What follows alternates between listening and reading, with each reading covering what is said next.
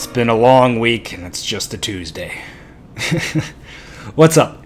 Hey, this is going to be some brass facts coming at you with, today, a build video. That is a video where I talk about a rifle of mine, or a firearm of mine, and why I have it set it up, philosophy, different parts on it, etc. This is not a review video. I have different videos for that. I'm not really going to get too much into like pros and cons, stuff like that with this video.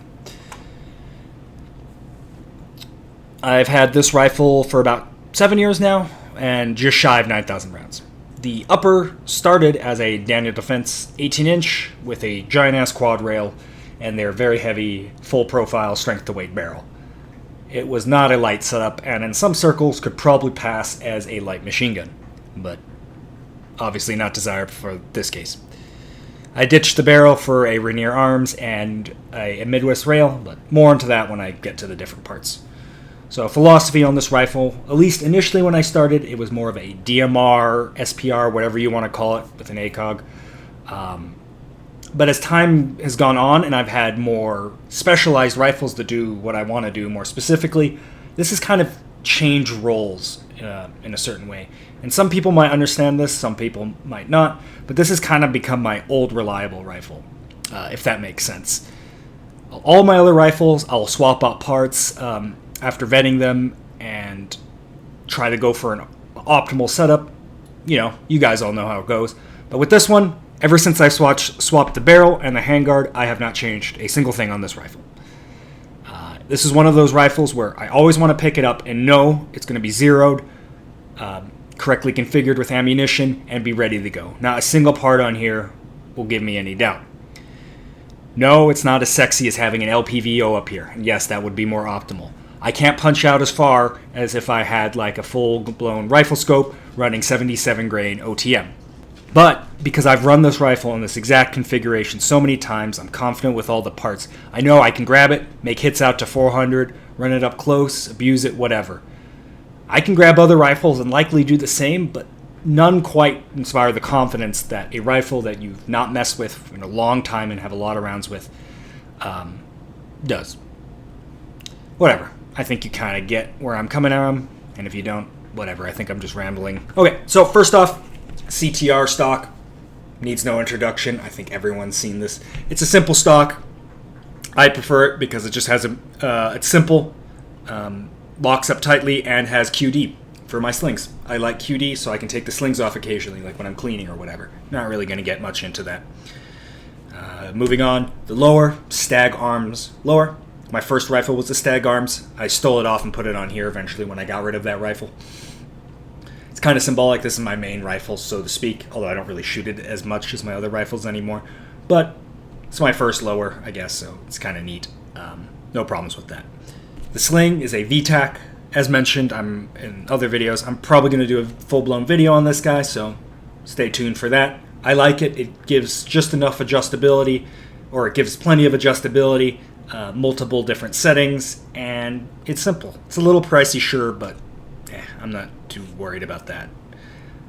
Moving on, K2 grip, probably my favorite grip. I initially got them because they're really nice for shorter rifles, and they really don't like kink up your wrists, but since I've used them, I've kind of really grown to like them, and now I can't have anything other than K2 grips. K2 Master Race, right? Pretty standard. Batteries and Skittles on the inside. I guess on the lower, worth mentioning, no ambi safety. On all my other rifles, I have ambi safeties, but on this one, because it's a mountain gun, it gets put on my back, and I don't want the safety being engaged when it's on my back. So, no safety on this one. Or no ambi safety. It has a safety. Trigger is a Geisley SSA E, I believe. I'm not sure if it has the E or not. Not even 100% sure how to check. But it's their 2-stage, which is generally what I prefer for most ARs. 2 stages, that is. Good first stage, clean wall, and a nice break. $250, it better be good, but, you know, I think everyone knows about Geisley. So, as mentioned, moving on to the upper, used to be a Daniel Defense, now it's just the upper and the bolt carrier group, the handguard and the barrel have been swapped out. On the back here, we got a Radian charging handle, that is the ambi charging handles right here. As a lefty, this is significantly more important for me than most. I need to be able to manipulate the firearm with my support hand, and it's a huge pain in the butt to come over underneath to do the two-finger thing. So, ambi charging handle. I like the Radians, not their ridiculous new ones that are ginormous, but these simple ones are nice. They've come down in price. I dig them. Onto the optic. It's an ACOG. I have a video on it if you want a detailed breakdown on it and why I use it. But in short, I got the ACOG back when ACOGs were the coolest thing and the only thing anyone wanted. Way back when Travis Haley and Chris Costa still did Magpul videos together. You know the ones. Since then, a lot of better, more well-rounded optics have come along. But as cool as they are, I still feel a certain something when I pull up this rifle up on target and punch out with the ACOG. With the clear glass, the field of view, the nostalgia, I don't know. And it fits with the theme of this rifle. It still gets the job done in terms of being able to punch out to long range and work in close quarters environments, if you want to call it that. But it has that durability, and I have not detached from this upper in forever. It's part of this rifle and this setup. Moving forward, we got the barrel. The barrel is a Rainier Arms, as I mentioned. Can't really remember the model. Pretty sure they don't make it anymore. It's basically a pencil weight status, so not great for maintaining accuracy. Heats up really fast, but weight reduction was the primary objective, and this maintains sufficient accuracy as I do large strings of fire. It does get hot though. Could have gone with a stainless steel barrel, but the objective here was to have a chrome line or an analog to that. Wanted something that I could just not give a shit about. And this was always meant to be a versatile mountain gun, not something like a full-blown sniper where I want to have, a stainless steel, low round count gun. I run a lot of rounds through this guy. Handguard, Midwest Industries, probably one of my favorite rails. I've been messing with the Geisley recently, and eventually maybe I'll do a review on it. But for now, this is probably my favorite lightweight, ultra thin, KMR style handguard. It does have some issues. You can flex it if you pull hard enough with the sling or torque onto it. So if you're going to run night vision stuff, probably not the rail. The irony is I have it on my night vision gun. And it does heat up very fast. I've tried to mitigate that by having these rail scales and these Magpul heat shields on it, and it does work. You can get this gun fairly hot, but with these scales, generally you have to go above. You have to go pretty ham to get to that point. Up front, you got a dead air flash hider. I didn't really get the dead air flash hider because I wanted the flash hiding capabilities, although I do prefer flash hiders on ARs. It's more just for the dead air can.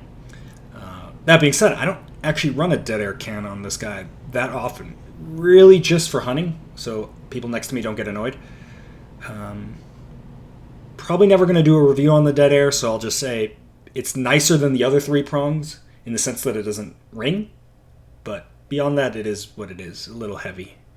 So, yeah, lets me attach the dead air and turn this thing into a giant spear that is like 40 feet long. With all this shit attached, it's about 7.5 pounds. It's not a ultra lightweight rifle, but actually that's about the ideal weight for me. This rifle's also really well balanced, and then with all that, you just get a nice setup. And I guess after all that, we'll finish with the HLX, or actually this is just an HL up front. Honestly, for an 18-inch rifle mountain gun, probably a HLX would make more sense. That's the higher lumen version. But I bought this when this was the only thing out. I've attached it, and I haven't taken it off, so I'm not really going to bother buying the HLX and getting a marginal increase in lumens. I got a tape switch here just for easier use. I've considered taking it off and switching it to button, but whatever. Some point I'll probably do a review on the HL. Probably, it is probably the best. It is the best budget or value-oriented light on the market, and honestly kind of gives Surefire a run for their money in a lot of regards. As for the mount, this is an Arasaka Scout mount, which honestly was not needed. I'm not like saving any weight or anything, but it really reduces the bulk, and damn, that looks pretty sexy, doesn't it? All right, I think we just blasted right through that, and we're done. If you guys have any questions on this rifle or anything else, hit me up in the comments. Somebody mentioned that I should have an Instagram, which I technically already did. I mainly look at it, use it for spicy memes, but I guess I only have gun photos on there, so I'll share that in the description if you want some info on it. You can go ask me there or in the comments if you have any questions on this rifle or other rifles, future videos, other videos, whatever. Anyways, hope you guys are having a good week, making it through. See you around.